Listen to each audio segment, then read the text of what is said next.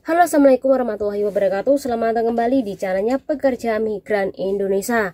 Kawan-kawan semuanya, kali ini kita akan membahas sebuah kasus kawan kita yang kerja 1 bulan kemudian diinterminate oleh majikannya. Bagaimana tentang kasusnya? Simak video ini sampai habis dan jangan lupa jadikan ini adalah pelajaran. Ini adalah ceritanya. Mbak X ini pernah kerja di Taiwan. Ya, jadi X Taiwan ya. Kemudian Mbak X ini mencoba keberuntungan, yaitu kerja di negara beton ini. Kemudian alamat dari juraganya yaitu di daerah Tin Shui Wai sana, dengan anak yang jaga anak, dan juga ada majikan laki dan perempuan. Tapi ketika tiba di situ, anaknya memang dalam keadaan sakit ya. Nah, Mbak ini tidak seberuntung Cece yang pernah tinggal di situ, karena Cece yang dulu sebelum mbaknya ini finish sampai 2 tahun atau 1 kontrak. Tentu finish 2 kontrak itu dianggap sebuah rekod yang baik majikannya ya, karena sudah memfinishkan si Cece-nya. Padahal kalau ketika si majikan ini memfinishkan, kan nggak hanya kontribusinya dari juraganya, namun juga dari Cece-nya yang mungkin bertahan karena pengen cari majikan lagi ke depannya agar dipermudah cari majikan ke depannya ya. Oke, disitulah mbaknya mulai bekerja dan disitulah memang tidak mendapatkan perlakuan yang baik dari juraganya tentunya. Nah, si mbak ini selang 1 bulan bekerja di situ, mbaknya ini diputus kontrak secara tiba-tiba atau disebut sebagai interminate oleh majikannya ya, interminate oleh majikannya. Nah, interminate itulah majikannya memiliki alasan pertama, si majikan itu nggak suka cara kerja mbaknya. Kemudian yang kedua, majikan juga tidak suka bahwa si Cece-nya ini tidak bisa bahasa. Jadi ada 2, cara kerja dan tidak bisa bahasa. Ini menjadi kendala ya.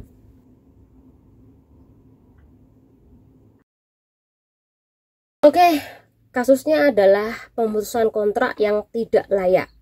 Yang pertama adalah di-interminate, dan yang kedua adalah diputus kerja, namun hak-haknya ini dikasih yang tidak layak, yaitu uang recehan.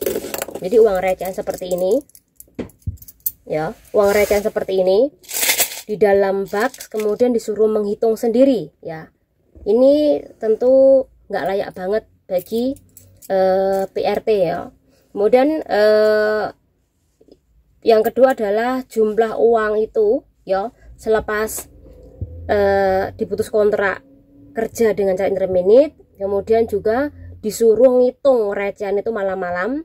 Dan apakah si mbak ini mendapatkan jumlah atau total dari hak-haknya ini sesuai? Nah, ini yang harus kawan-kawan pertanyakan dalam kasus ini ya. Jadi nanti ada beberapa hal yang harus kita bahas satu persatu dan ini bisa dituntutkan ya. Oke. 1, pemutusan kontrak kerja secara interminate. Secara otomatis majikan harus membayar gaji interminitan sebesar 1 bulan gaji. Kemudian yang kedua, mbaknya ini kan tadi kerja selama 1 bulan ya, jadi dia harus mendapatkan gaji 1 bulan juga ya. Jadi ada 2, gaji interminate, gaji 1 bulan kerja, masa kerja. Kemudian yang ketiga adalah uang tiket atau tiket ini harus didapat. Apakah ketiga-tiganya ini sudah dapat apa belum? Kalau belum, mbak-mbak bisa melaporkan hal ini ya. Oke, ini yang pertama. Kemudian yang kedua ya, yang pertama adalah masa hak-hak mbaknya ini totalnya bagaimana, benar apa enggaknya. Kemudian yang kedua, mbaknya ini harus melaporkan bahwa pembayaran si juraganya ini tidak layak. Ada bukti, yaitu uang koin semuanya nanti ini dibuktikan, difoto, kemudian nanti dibuat catatan laporan ke imigrasi ya. Ini harus dilaporkan mbak ya. Jangan pernah takut, karena majikan juga salah membayar dengan yang tidak layak. Mana ada mbak kasus orang ngambil PRT nggak punya duit, itu nggak mungkin, pasti ada duit no. Kenapa dia membayarnya recehan atau uang koin? Ya jelas ini karena sengaja banget agar si mbaknya ini menghitungnya dan membuat mbaknya ini sampai nggak tidur dengan cukup waktu pemutusan kontrak kerja yang hari terakhir. Ya, intinya adalah nggak layak banget. Nah, oke, ini yang kedua. Yang ketiga, apakah mbaknya ini selama 1 bulan kerja di situ itu sudah mendapatkan libur mingguan? Kan harusnya sudah dapat nih. Apakah dia sudah mendapatkan hari libur mingguan? Nah, ingat hari libur mingguan bukan public holiday loh ya, hari libur mingguan, dan ini wajib diberikan. Apakah dia sudah dapat? Kemudian yang kedua, apakah makan dan tidurnya mbak ini cukup? Ini juga bisa dilaporkan. Karena undang-undang di Hong Kong ini bagus. Jadi kalau memang majikan yang kurang baik, Anda bisa melaporkan. Bagaimana cara melaporkan? Yang pertama adalah minta bantuan sama si agensi. Namun kalau agensi tidak mau membantu, maka yang Anda harus minta bantuan sama KJRI. Ceritakan semuanya dan apa yang Anda inginkan. Contoh, Anda harus melaporkan majikan ke imigrasi. Jadi Anda harus bilang ke KJRI bahwa dia mau melaporkan majikannya ke imigrasi, ya. Ingat itu, karena penting banget ketika ada catatan buruk tentang si majikan.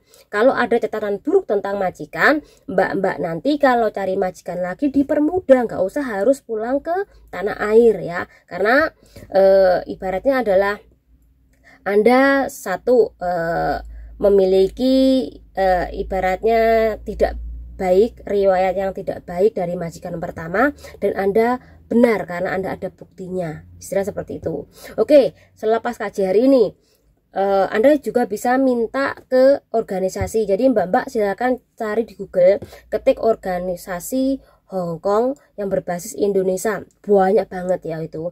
Nah, mbak-mbak silakan kontak organisasi tersebut, kan pasti ada nomornya. Ya, contoh kayak 9 itu IMU, LIPMI atau ATKI, itu banyak banget organisasi.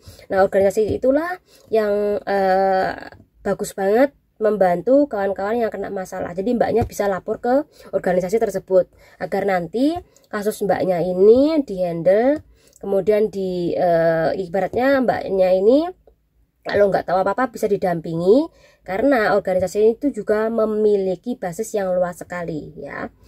Nah, intinya mbak-mbak harus berani memiliki catatan, dan saran aku jangan pernah Anda takut untuk melapor. Nah ya, intinya seperti itu, jangan pernah takut. Anda cuman digaji kurang dari standar kontrak kerja, kemudian Anda terminate tapi gajinya dikasih cuman 1.500, bahkan tidak dikasih, ini bisa diminta melalui organisasi tadi ataupun KJRI kalau memang agensi Anda tidak mau membantu. Apakah mereka berdua memiliki shelter? Sekali lagi, ada. Jadi kawan-kawan kalau ada kasus nggak usah khawatir, karena mereka memiliki shelter buat Anda, tempat tinggal Anda ya. Intinya jangan pernah takut bagi Anda anak yang baru datang ke sini ya. Harus benar-benar berani untuk melaporkan.